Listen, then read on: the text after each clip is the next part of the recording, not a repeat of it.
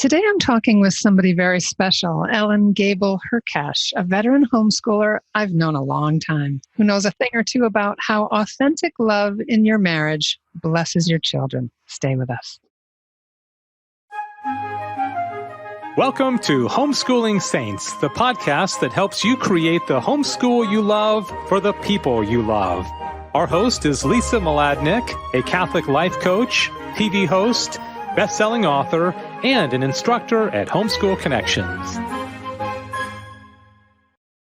Before we get started, remember to subscribe to this podcast so you never miss an episode. And if you're watching on YouTube, click the bell to join our channel. Hi, I'm your host, Lisa Mladinich, and today's topic is so rich, how authentic love in your marriage blesses your children. And we're talking with an expert on all things Catholic and romantic, whom I've known for many years. Today's guest is Gable Hrkach. She's an award-winning author of 10 books, 4 of which have been translated into multiple languages. She's also an editor, self-publishing book coach, speaker, publisher, NFP teacher, book reviewer, theology of the body teacher, marriage preparation instructor, and former president of the Catholic Writers Guild. However, the roles that she enjoys most are as grandmother to one precious grandson, wife to her husband of 37 years, James, and mother to their 5 adult sons, ages 20 to 32. Originally from New Jersey, she's not far from where we are here on Long Island. She and her husband live in the country in Pakenham, Ontario, Canada. And you can find Ellen online at ellengable.wordpress.com. That's ELLENGABLE.wordpress, WORDPRESS.com. Ellen, thanks for making time to be with us today. Well, thank you for having me, Lisa. I've known you for a long time, and I've run into you and James together at conferences. You do a lot in the Catholic world. You've been real leaders in the Catholic world in the areas of sexuality and NFP and all of that, but also with your beautiful book publishing efforts. And the joy of your relationship is just palpable. And when you're not with James, you're always so quick to talk about James. How important is it to be each other's booster and best friend? Very important. I know a lot of people who say that, your spouse is your best friend is a cliche. But, if you actually don't enjoy being around your spouse, you're not going to have a happy marriage. Exactly. And for us, NFP, Natural Family Planning, which we have used our entire lives, and because of illness, we've had quite a bit of experience in abstaining from marital relations for long periods of time. I was ill after one of my pregnancies. It's kind of blurry now, but it was a 9-month abstinence. And it was difficult for both of us. But, during those periods, we focus on how much we enjoy being together. I remember, we still play games and, word games, take walks in the park, we just have to walk out our front door here. We could take a walk in the country. So, nice. And we would focus on that part of our relationship when there was, when the physical wasn't there. And we still enjoy being together. And he loves to make me laugh, but he never does it when I ask him to. It's always, he always does it off the cuff. So people they can't hear how wonderful a Kermit the Frog impression he does. But anyway, someday we'll get him to do that publicly. Yeah, I would love that. It's funny because many years ago, I remember talking to my mom about this. When she and my dad started practicing NFP, even though they had a beautiful relationship, it was a real romance. They were on each other's side. She wanted to be wherever he was, so she learned to camp and sail and all these things. She described herself as kind of a natural couch potato, but she got out there and did those things to be with him. And so they really had a good friendship. But once they started to practice NFP and there were periods of abstinence, my mother said her trust and his love for her went through the ceiling. She knew that Absolutely. during those times, if he came up behind her while she was washing dishes and put his arms around her, that it was not a demand for anything. It was Right. affection. And so even though she always knew he loved her, it just, her confidence in his love for her really grew. Right. Absolutely. And, we still hold hands and Mm. things like that. And just one other little example of this romance and best friend. We were having a romantic dinner, Mm. and our kids, I think our youngest had been born. He might have been maybe 4, but our older kids were teenagers. So we would set up the kitchen table I would feed the kids beforehand, and then we would set up the kitchen table with candles and have a romantic dinner, because it was the end of the abstinence and the beginning of our marital relations. Oh, how And lovely. it was really, I remember one of the kids walking in saying, "Oh, this must be the end of phase 2 and the beginning of phase 3," or whatever. They had asked before why we were having these romantic dinners, and that's where we explain abstinence to them, and the self-control needed when you're abstaining if you're avoiding pregnancy, especially when I had health reasons to avoid pregnancy. And Yeah. so that opened up all kinds of interesting conversations. But yeah, anyway, I just wanted to share that little point. Look at mom and dad not only practicing self-control out of respect for mom's need to heal, but also then really respecting, celebrating, and even ritualizing romance. How beautiful. What a lesson for those children. It was a lesson for me, actually, too, because I was not, that could be a whole other talk, but I was not on board about NFP when we were engaged. I wanted to use contraception and whatever, and that's part of my book, Emily's Hope, my conversion story. But I really learned what authentic love was through my husband, and it's just an amazing thing. He would often want to bring the candle lights into the bedroom because in, I don't know, I forget, 15th, 16th century paintings, artists would paint a lit candle in a painting to signify Christ's presence. Beautiful. So, so authentic love.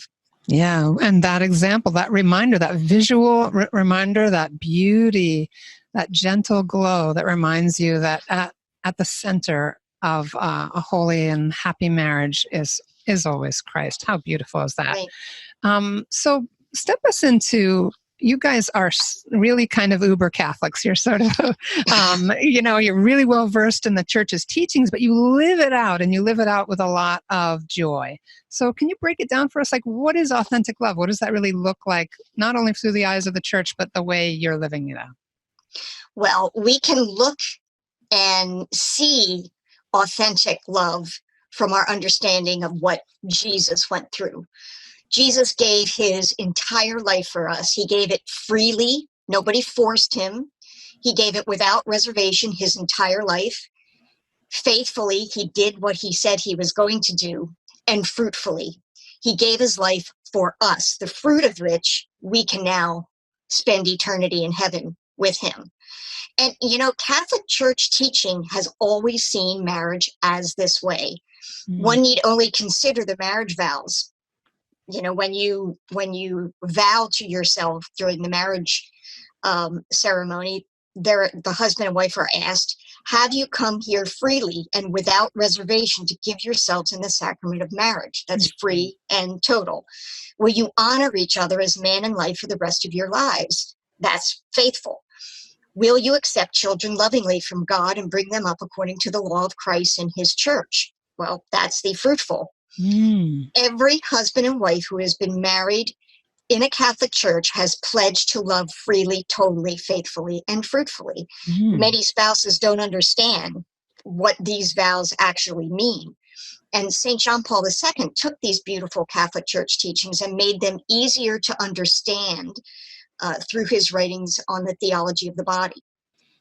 I love the biblical understanding of our bodies, that through a study of scripture, starting with Adam and Eve, that John Paul, over the course of those 5 years in his Wednesday audiences, these teachings that we now call the theology of the body, that he was able to step us into God's design and the meaning that is embedded in our flesh, that our bodies actually mean something. And the Catechism tells us that we're a unity of body and soul. And so both are who we are, and both are who we are made to be. And all indications are from the example of Christ and even the way we are made in terms of our complementarity, that shows that at its root, the theology of the body, at least for me, when I synthesize it down through other people's synthesis, because I have certainly not read all that John Paul wrote on this, is that it all boils down to self-gift.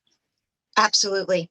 Absolutely. And really, going back to Adam, he looked at his own body and then looked at Eve's body and said, wow, we go together. Yeah, exactly. You know what I mean? Right. And our world obviously needs to understand this message better, because it's very confused and promoting things that are not God's will. No, absolutely right. There's just not this appreciation for there's something greater than ourselves that helps us to discover who we authentically are. Right. And when parents understand this, and I've said this before in other interviews too, that when the mother and the father understand who they are, and of course that's a lifelong process of discovery. We learn more and more through our growth and virtue to reflect the image and likeness of God. But when we are in the process of even knowing it, that grace is that God brings to that, and in terms of showing children who they are, helps them to discover who they are when the parents are at least trying to reflect that. Absolutely. And I just want to touch on a point. My husband gave the talk when our kids were, I think, around the age of 13, when we saw that things were changing and that sort of thing. And when he was about to do it with our second oldest son, Ben, James said, well, we're going to go over to my studio and we're going to have this talk about the changes in your body. And he said, wait a minute, are we having the talk? And James is like, well, yeah, that's it. You know what? I am not ready for that talk. Wow. Ben said that. And then about 6 to 8 months later, now remember, he wasn't in school. So 6 to 8 months later, he came to James and he said, I think I'm ready for that talk. Wow. And then 3 years later, when James did the talk with Timmy, Ben said, hey, can I come and listen in? I'd like to have a refresher. Wow. So he was, he understood he was not ready for that talk yet. And he was a very innocent kid. And he wasn't in school at the time. So it wasn't like there was any pressure on us to do it before he was ready. Yeah. So when in terms of the free, total, faithful, and fruitful, could you just share with us some of the examples of how living into those components of authentic love, give us some examples of ways they taught your children important lessons? Well, I think one of the things we tried to do, or I tried to do when the kids were really small, 2 and 3 years of age, when I baked a fresh baked batch of cookies, chocolate chip cookies, I would make them wait. And whether they were 9 or 3, I would make them wait 2 minutes. And you want the cookie warm, but I would make them wait 2 minutes at most. And it would help them to understand what self-control was at a very young age. And I didn't care how much they screamed and cried or whatever. When the 2-minute timer went off, they could have the cookie, not before. And it brought that to the conversation about when we talked about sex and about saving yourself for marriage and that sort of thing, and loving freely. And we talked about with our kids that a lot of what is considered love these days is really just a reaction to a sexual urge and not controlling that urge. and how it is important to practice with other things like television or social media nowadays. I'm going to wait half an hour to go on social media, or I'm going to wait to have that, whatever. And also fasting. We talk about fasting with the church. It's only Ash Wednesday and Good Friday, but I fast throughout the year. And it talks about, okay, I'm going to have this meal at this time, and I have to have the self-control to wait until that time. So our kids grew up with this idea of self-control. Whether they have all lived this in their adult lives, I can say I know at least one has, because he's married now, and he is quite the example in the film industry.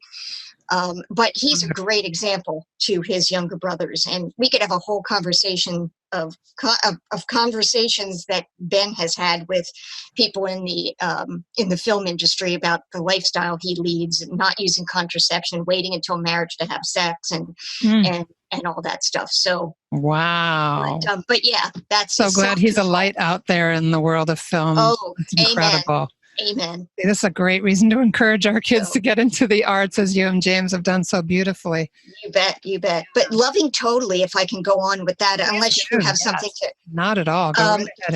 This actually, the first time this kind of came up was when we were down in New Jersey, and we were driving by this huge adult, I don't even know what you call it, adult store, adult entertainment place. I hate that they use the word adult for that. Isn't it awful? Right. It was like an X-rated place where they had dancing girls and that sort of thing. And it was huge, and you couldn't have missed it, And Ben and Tim at the time would have been maybe 13 and 10, something like that. And of course, we don't draw attention to it, but of course they can't help but see it. Right. So then it's like, what's that place? XXX dancing girls and all this other stuff, So it actually brought about a conversation about pornography. Mm-hmm. And how men are visual, and this actually was right around that time that Ben said he wasn't ready, but then he was ready. So I think he probably would have been closer to 14, because he had the talk, but Tim hadn't had the talk, and Tim was very bug-eyed as well. And the oldest son was looking, and he kind of at that point knew what it was. Mm. And so because they noticed it, we said a prayer for all of those people inside. Oh, lovely.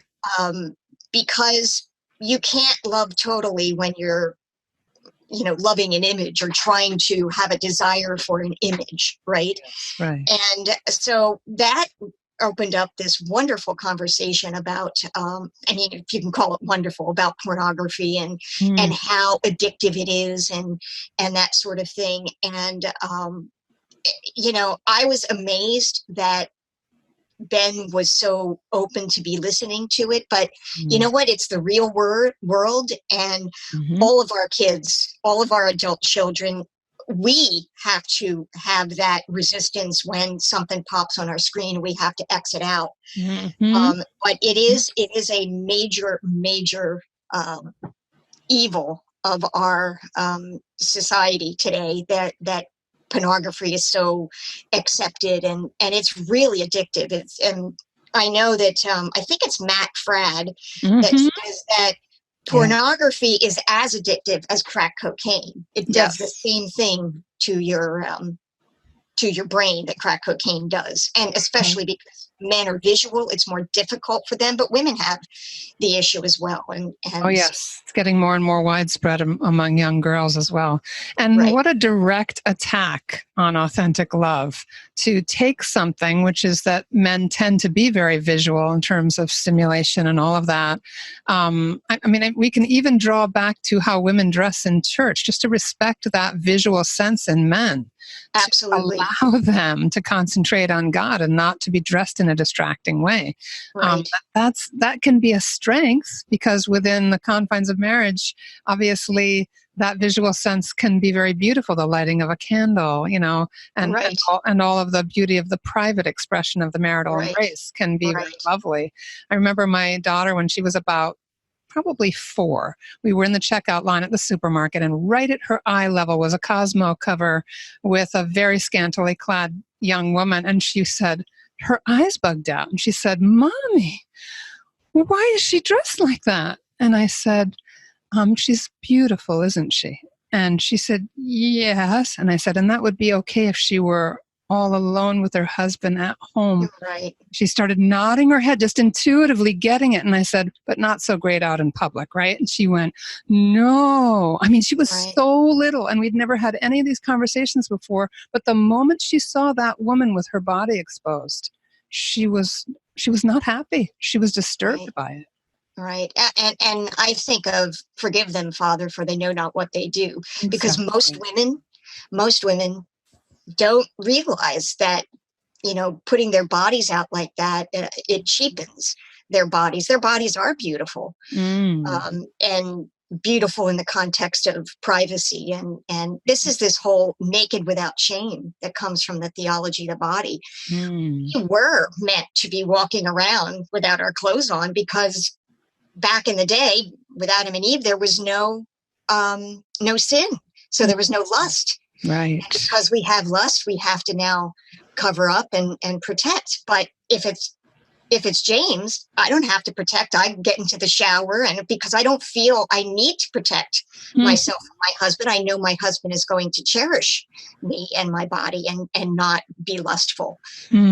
Beautiful. Yeah, really important the way this all trickles out. So free, total. What about faithful? Faithful. Well, faithful is very interesting because we have internet now, right? And we have online relationships. And first of all, I can't tell you how many single men try to add me as a friend on Facebook. And if they are Christian and are interested in my publishing company, that's a different story. If they have you as a friend, like a mutual friend, that's another story. But if they say, I like how your body looks or whatever, it's like, yeah, I know. It's awful. And I remember one time about 10 years ago, I was attending the production of one of my kids, and I had my youngest son, I think, and my oldest son with me. And I am not a raving beauty. I maybe look younger than my 60 years, but I am not. It's just shameful how young you look, Ellen. It's not well, fair. Yeah, but I'm not, this gorgeous beauty that, whatever, but I do look younger. And this fellow who was doing the lighting, he came up to me and he started talking to me. And I had 2 kids with me, so my husband wasn't with me. And it became very obvious. He started asking me information about myself, and it seemed very flirtatious. And what I have done is, it has only happened a few times in the last 15 years, but what I have done is, when I sense they're starting to flirt with me, I start to talk about my husband, which is one of my favorite things to do. I know, I love this technique. My husband is just the most amazing man I have ever met. He is first of all, he is handsome. Second, so creative, and blah, blah, blah, blah, blah. And even now when he drives in the driveway, my heart still skips a beat. Well, I mean, they're speechless. They don't know where to take this. So, but planting seeds too, and they start. Well, that's right. I want a woman that's going to talk about me when she's out, and other men. Absolutely. And faithfulness goes beyond just the physical. I mean, that's obviously of utmost importance, to be faithful physically to your spouse, but thought, word, and deed. I was never comfortable when any of my acquaintances or whatever talked about their husbands in a bad way. I would always try to steer the conversation, because I wasn't the person that they should be talking to about that. They should be talking to their spouse. And so I made it a point never to speak in a negative way about my husband to anyone except him, if I had a problem with him. But we need to take this faithfulness to our whole bodies. how we speak about our spouses and our kids' fathers. Mm-hmm. And I just want to point out too that when that man was flirting with you, your children were there. Yes. And however young they were, they must have, and I know that God would bless this. I just trust He is so good that you stepped up and expressed your deep loyalty and affection for your husband to someone who maybe couldn't understand that at that time. Right. But children receive the fallout of those graces, however well they could literally understand it at the time or not. Those blessings really do help our families to grow. Amen. Absolutely. Absolutely. Yeah, And it's a battle out there. The best gift we can give our kids is to love authentically, love this way. Because really, when you think about it, our kids are the illustration, the walking around illustration of our love. And if we aren't living this authentic love, they can feel very separated. I know my husband, who is a product of a divorce, he literally felt like, if you put your hands together like this, and I'm showing in the prayer posture. Yes, these are our children. This is our children representing husband and wife together in unity. When we're not living authentic love, our kids can feel like the hands are way apart. Right. You know what I mean? And it's, even kids who are adults going through their parents' divorce have told me it is a very painful thing. And so, and one instance I can talk about is when there was a friend of one of my sons who came and visited our house, and just, we were playing games. I don't know what we were doing. It was dinner and whatever. And this friend later told my son, you are very blessed to have parents who love each other. Because this person was from a divorced situation, like my husband. And my son said, "Oh, I know I am. I know." So our kids do get it. They do get that. Yeah, I just want to make a side note, which is that for any of the homeschooling parents who are listening to this podcast, if you have suffered through a divorce, if things are going very badly in your marriage, please know that you are in our prayers, and that we know that those of us who have been married a long time know that marriage goes through, at times, some pretty terrible ups and downs, and that not every marriage is able to stay together for one reason or another. And so we do understand that. But I think what this authentic love, like my grandmother and my dearest aunt, who was my godmother, both were abandoned by husbands with young children as young wives, and went through a terrible ordeal, but they never lost their sense of vocation. They never stopped praying for their husbands or honoring their husbands in front of their children. And so we can put the children first, which is very difficult. We can seek networks of support. This is another topic for another day. I just want you to know that our hearts are with you, and that we're not saying that it's easy or that it's always possible. But those of us that are in intact marriages really need to double down. We really need to be completely free in our self-gift, total, faithful, and we'll get to fruitful in just a moment. But this is important. This is the most serious battle of our times, the battle against marriage and the family. And so this topic is something we can contemplate, we can offer to God in prayer, and see how He's calling us to live it out, whatever our state. But I think maybe this is a good time, because you're talking about your children being the living image of your love for each other, to talk about that bearing fruit that comes from a wholesome and authentic love. Well, yeah, this is where really it's the most visual. Our marriage is the most visual when we have children, because they are the living representation of our love. And just a side note, I also know some wonderful divorced women who are homeschooling their kids, and they struggle because their spouses abandon them, and we do pray for them. And it's not an easy situation to be in.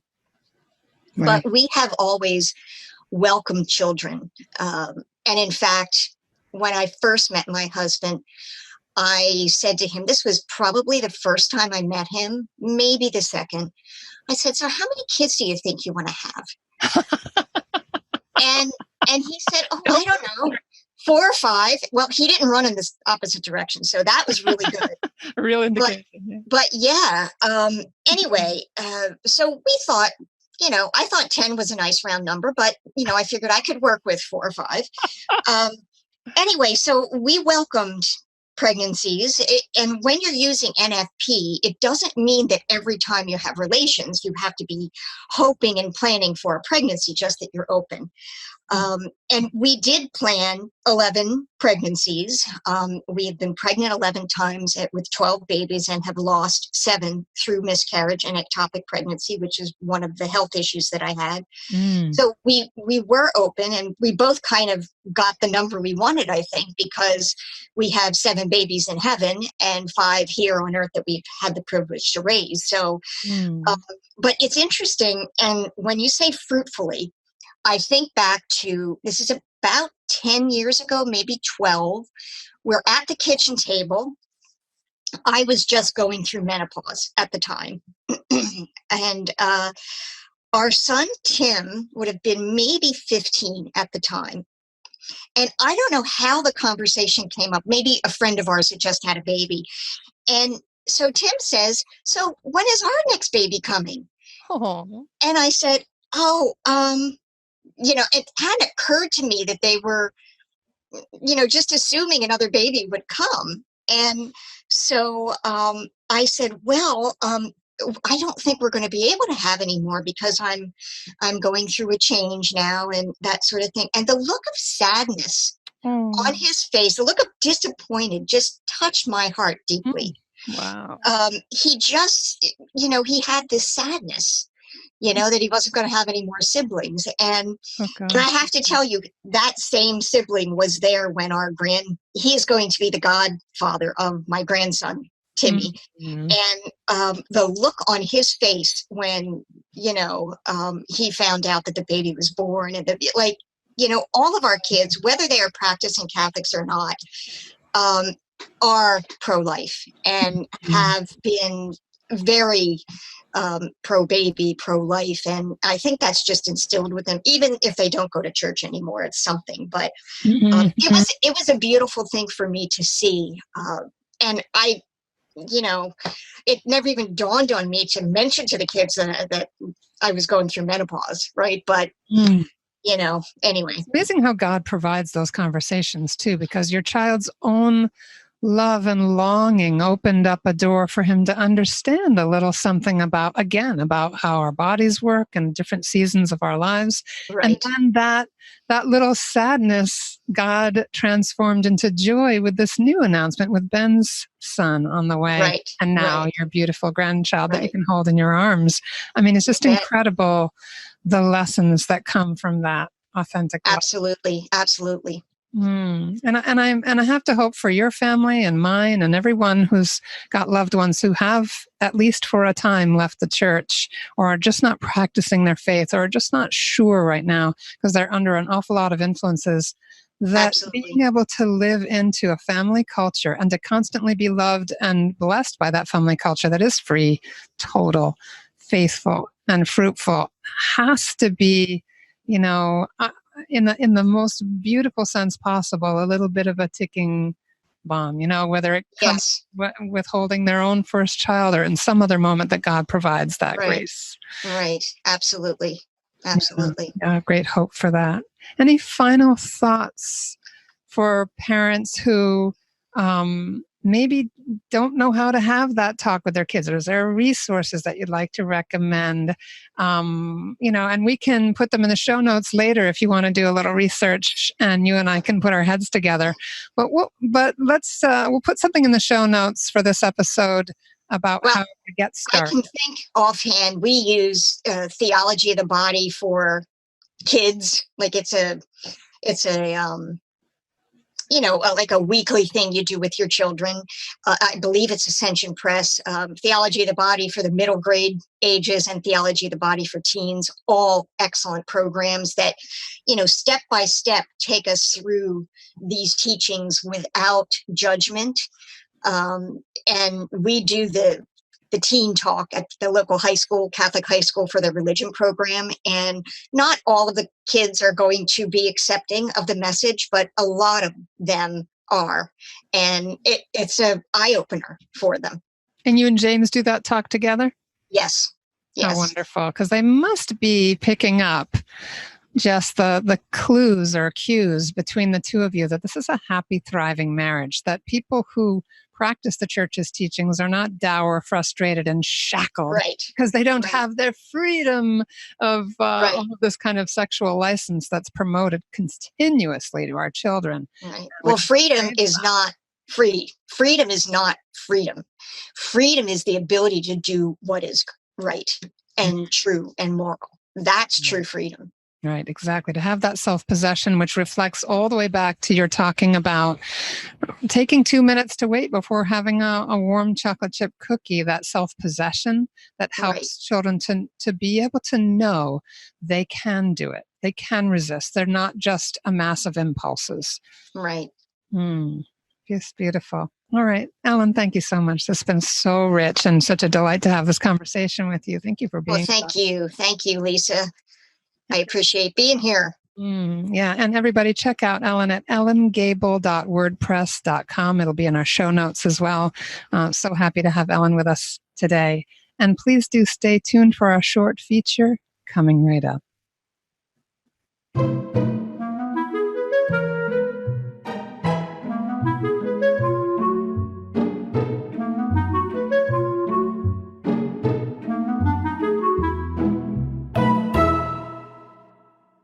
Hello, my homeschooling friend. I'm Celeste Behe, and this is Story Strands. Tell me, is there a personalized book on your child's bookshelf? I don't mean the kind of book that has something like "Happy Birthday, Johnny, Love Grandma" written on the flyleaf. I mean the kind that's custom-made with your child as the hero. Books like that are hugely popular. In fact, over a span of 3 years, the personalized children's book publisher Wonderbly experienced a sales increase of 294%. 294%! What is it about personalized kids' books that makes them so appealing? The answer can be found in a quote from writer and speaker Dale Carnegie. Carnegie said that a person's name is to that person the sweetest and most important sound in any language. Now, if one's own name can mean so much to an adult, think of what it can mean to a child who is developing a sense of identity. It's no wonder that when a child is told a story in which he is the protagonist, the story will be more engaging, more relatable, and more edifying than any story that stars tugboats, puppies, choo-choo trains, or random humans. So, should you shell out $30+ for a mass-produced product that's been tweaked to include your child's name? Of course not. Instead, tell a personalized story of your own. Here's how to do it. Tip number 1 is a no-brainer. Simply substitute your child's name for that of the main character in the story of your choice. Easy, right? But please, choose a familiar story that you can tell without a book in hand, so that you can maintain eye contact with your child during the telling. Tip number 2, at bedtime, tell about the day's events in story format, focusing on your child's activities. Believe it or not, eating oatmeal, making the bed, and even doing arithmetic are really interesting as plotline elements. Bonus. Storytelling about the day's events can also help reinforce a daily routine. Tip number 3. Does your child have a sidekick? If so, the story won't be believable unless the sidekick is included. My son's constant companion was a plastic one-legged orange ostrich figurine named Plucky. In any story I made up for my son, Plucky had to have an important role. After all, personalized stories are not about persons only. These 3 tips are obvious ways to personalize stories. Use them as jumping-off points for your own creative ideas. The important thing to remember is that your child wants to see himself in the story you tell. I'm Celeste Behe, and this is Story Strands. And And that's our show for today. Our program is sponsored by homeschoolconnections.com. Be sure to subscribe to Homeschooling Saints and leave us an honest review. God bless you, and thank you for joining us.